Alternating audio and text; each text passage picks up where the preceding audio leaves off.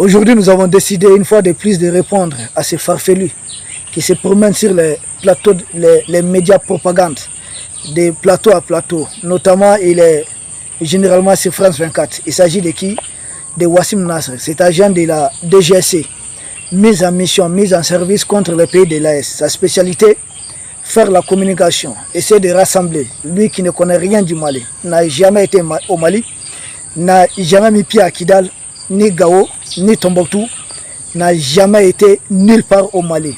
C'est lui depuis un bureau à Paris qui ne cesse de chialer, qui ne cesse de crier, qui ne cesse de rencontrer des choses qui n'ont aucun sens, qui ne collent même pas avec la réalité du terrain. Nous jugeons une fois de plus nécessaire de démonter ces informations. Nous comprenons. Pour certains de nos camarades qui nous disent souvent que ce n'est pas la peine de répondre à ces gens comme ça.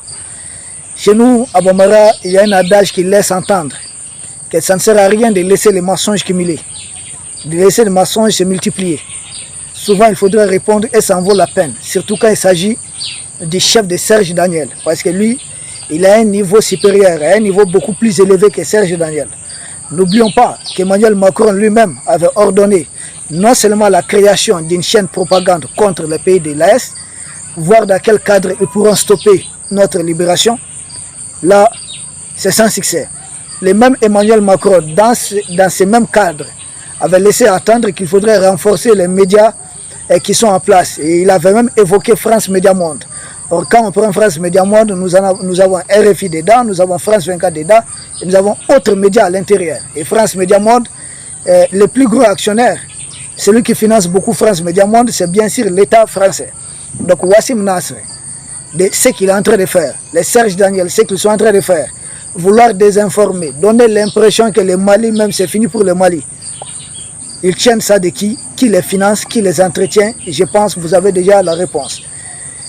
C'est dans cet ordre d'idée que la première désinformation que nous tenons de ce monsieur Wassim Nasr, c'est quand il dit à Tombouctou qu'il y a 6 assaillants qui sont tombés. Ce n'est pas vrai. Et le communiqué officiel du Mali, au moins, les officiels du Mali ne parlent pas moins de 14 terroristes qui ont été neutralisés. Alors lui, d'où sort-il les chiffres de 6 assaillants? Ah non, non, non.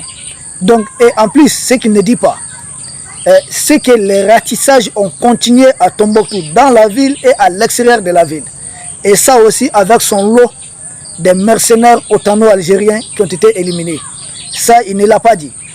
Et plus grave encore, les journalistes qu'il a reçus, il disait que le combat était en cours à Tombouctou. Le combat n'était plus en cours. Nous n'avons pas duré. Nous saluons au passage le commandant des zones de Tombouctou, le colonel Nyangadou. Un colonel très puissant. Nous le saluons avec ses hommes. Le travail a été propre, très rapide, très efficace. Et c'est ce que nous attendons de plus en plus dans l'espace AES. Ils ont mordu la poussière. Et ça, Wassim Nasr, voulant camoufler cela. Le titre de leur émission, ça portait presque uniquement sur l'attaque de Tombouctou. C'est Tombouctou qu'ils ont mis en première ligne. Mais ils ont après mis Boulkessou Djoura. Il a passé plus de temps sur Boulkessi et Djoura. Sur l'attaque de Tombouctou, il n'a fait que 59 secondes. Or, le mission en question a mis 8 minutes. Donc 59 secondes sur Tombouctou. Les autres minutes en train de rencontrer des bobards, des conneries sur Boulkessi et Djoura. Mais je tiens une leçon importante dans sa désinformation. C'est quand il parle du colonel, un ancien colonel de l'armée malienne qui aurait participé à l'attaque de Djoura. C'est là qu'ils vont nous donner raison.